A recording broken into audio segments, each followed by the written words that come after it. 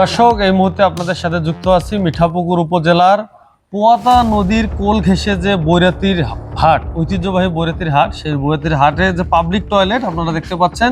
এই পাবলিক টয়লেটে বৈরাতিতে সপ্তাহে 2 দিন হাট অনুষ্ঠিত হয়। হাটে দূর দূরান্ত থেকে আসা মানুষ মলত্যাগ করে এই পাবলিক টয়লেটগুলোতে। টয়লেটগুলোর সুনির্দিষ্ট কোনো সেপটিক ট্যাঙ্ক নেই।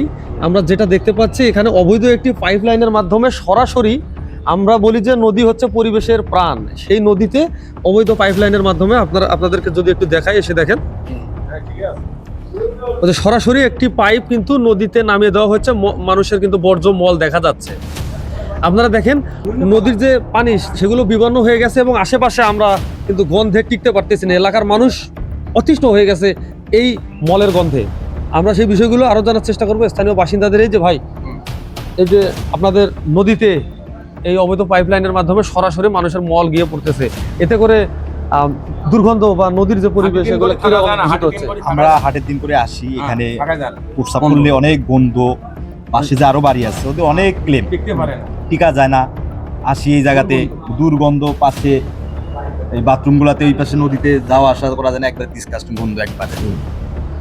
আচ্ছা, আপনি কি দেখেন?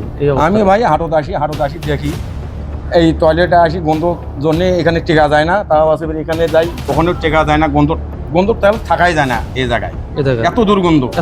হ্যাঁ, এই যে পানিগুলো যে দূষিত হচ্ছে, নদীর পানিগুলো, এতে করে এই আশেপাশের মানুষের সমস্যা হয় না? সমস্যা মানে বিরাট সমস্যা, থাকতে পারে না গন্ধ। কি মানুষ গোসল করলে বা এই পানি ব্যবহার করলে? এই পানি তো গোসল করে না, এই পানি গোসল করলে তো গায়ে ঘাও ধরে যাবে, গা ধরবে। হ্যাঁ, এবং ব্যবহারও কেউ করতে পারে না, না, না, না, শুধুমাত্র এটার কারণে। দর্শক মন্ডলী, আরেকটি বিষয় জানিয়ে রাখি, আমি যে শেডটির উপর দাঁড়িয়ে আছি, এই যে শেডগুলো আপনারা দেখতে পাচ্ছেন, এই শেডগুলোতে সরাসরি হাটের দিন করে গরুর মাংস বিক্রি করা হয়।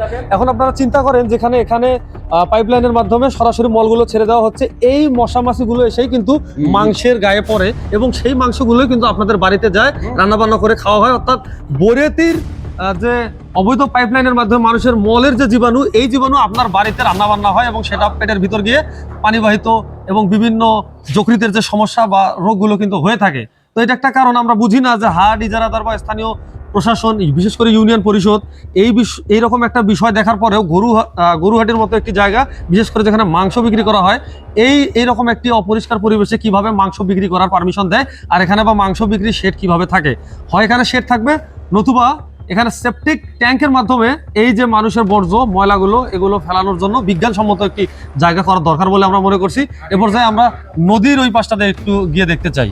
দেখতে পাচ্ছেন এই সেই ঐতিহ্যবাহী পোয়াথা নদী। এই পোয়াথা নদীতে কিন্তু মাছের জন্য বিখ্যাত, অনেক মাছ এখানে ছোট বড় পাওয়া যায়। আপনারা দেখতে পাচ্ছেন যে ছোট ছোট বালকেরা মাছ ধরার জন্য জাল নিয়ে এসেছেন এবং মাছ ধরছেন।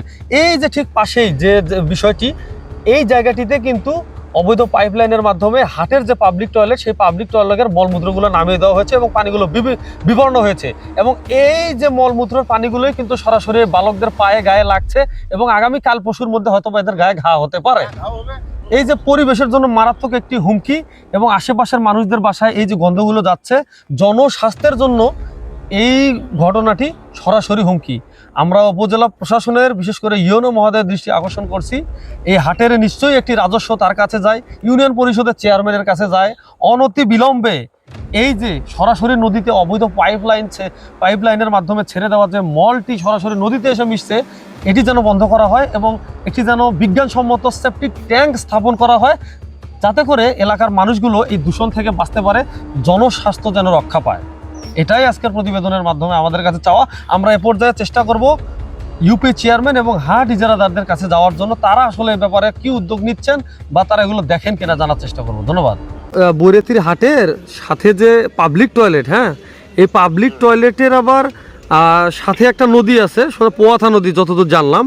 এই নদীতে পাইপলাইনের মাধ্যমে সরাসরি মানুষের এই যে মল যেটা বা বর্জ্য এগুলো ছেড়ে দেওয়া, এতে করে নদীর পানিও দূষিত হচ্ছে এবং পাশেই দেখি মাংস হাটি বা মাংস বিক্রি করা হয়। তো এইটা হচ্ছে হাট ইজারাদার কোনো ব্যবস্থা নেয় না, বা আপনার পক্ষ থেকে এটা জানেন কিনা আপনি এই বিষয়টা?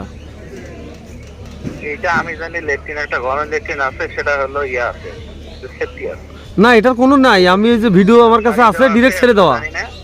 1-2 নম্বরে একটা প্রকল্প দিয়েছে, সামনে গরম লেট্রিন ওখানে করা হবে। এখানে এই গরুহাটির এখানেই? হ্যাঁ, গরুহাটির এখন বলতে নদীটার উপরেতেই, যেখানে গাইডওয়াল দেওয়া হয়েছে, গাইডওয়ালের উপর। ওখানে প্রকল্প নিয়েছেন অলরেডি? কলকাতা ওখানে নিয়েছি যে সামনে করবো খারাপ। আচ্ছা, সেটাই এখন, এটা তো সরাসরি জনস্বাস্থ্যের জন্য হুমকি, মানুষের মলমূত্র বুঝতেইছেন তো। আমি আপনার দৃষ্টি আকর্ষণ করলাম, যত দ্রুত সম্ভব যদি করতে পারেন তাহলে মানুষের জন্য ভালো। এটা যদি আপনি আসছেন একটু জনগণ উপকার হচ্ছে, এটা সিগারেটটা আছে না, হ্যাঁ, ওখানে ওদের বলছে আইন বিরোধী কাজ, ওদের যাতে বলে দেন এখানে হুমকি পাইবে। আমি ইজারাদারকেও অবশ্যই বলবো, আপনি ইউপি চেয়ারম্যান, আপনাকে জানালাম, তাদেরকেও বলবো এখন।